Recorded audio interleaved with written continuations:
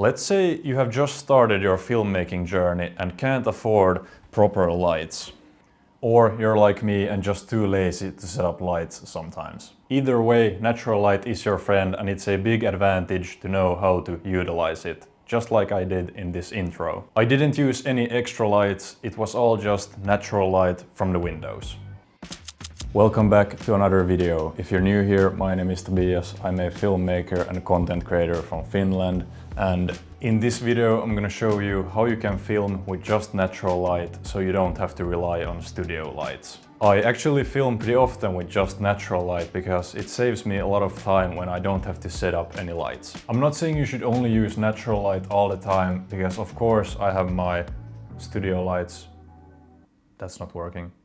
Now it's working, but it's good to know how to utilize both elements. I'm gonna now show you 3 different ways I like to use natural light, and for my main light source I'm gonna use this window in my studio. Now I'm gonna show you the first example of how I like to use natural light, and it's the 45-degree rule, and I usually use this for talking head shots. So I start by putting the camera right in front of me, and then I have the light source about 45 degrees to the side. An easy way to know if you have placed your camera and light source correctly is that you can look on your cheek.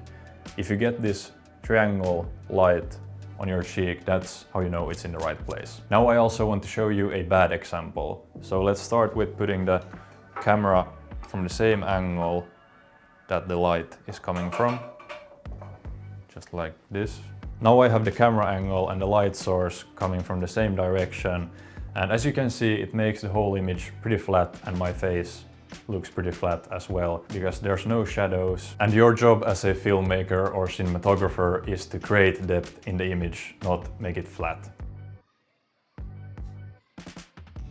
Next up, I'm going to show you a more cinematic version compared to the previous one, and now we have the light source even more to the side, so now the camera sees mostly the shadow side of my face. And that's how we achieve a more dramatic effect. For the last example of how I like to shoot with natural light is the silhouette shot. And here we have the camera and the light source directly on opposite sides.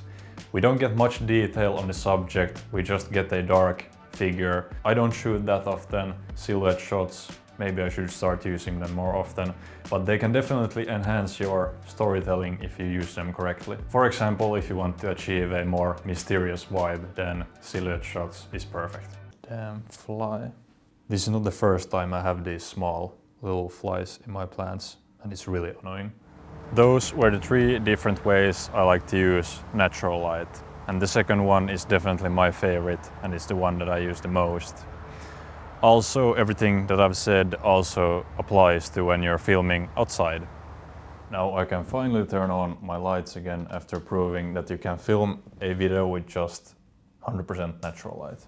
Also, if you're using a window like I have done, you probably wonder how close you should be to the window when you're filming.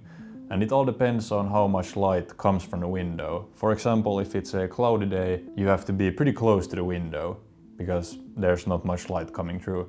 But if it's a full-on sunny day, then you can be further away. After everything I've said, it probably sounds like natural light is really nice and it's always gonna be perfect.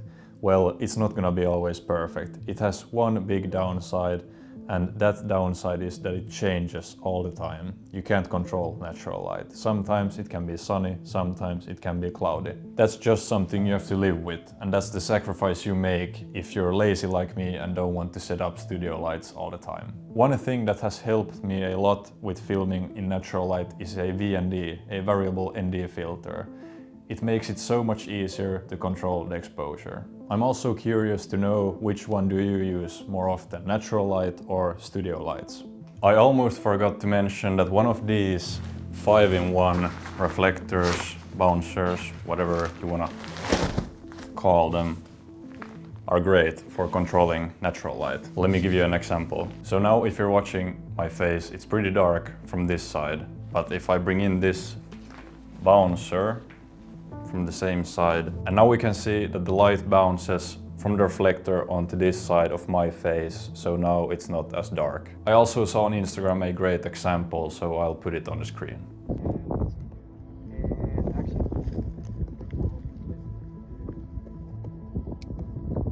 There's also this even more reflective side. It's like this chrome silver, but it's a bit harsh, so I like to use the more softer side, or whatever you want to call it. And why this is called a 5-in-1 is because it has the chrome side, it has the normal white bounce side, then it has a black side that you can use. I don't know if you can see.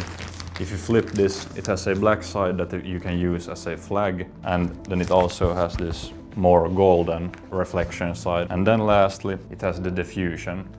And this is great if there's really harsh daylight or like sunlight, then this is perfect to soften up the light. It's hard to give you an example right now because it's not harsh sunlight outside, but you get the idea. I think I paid about 30 euros for this one, and it's from Godox. And one skill you have to master if you buy one of these is to fold them correctly.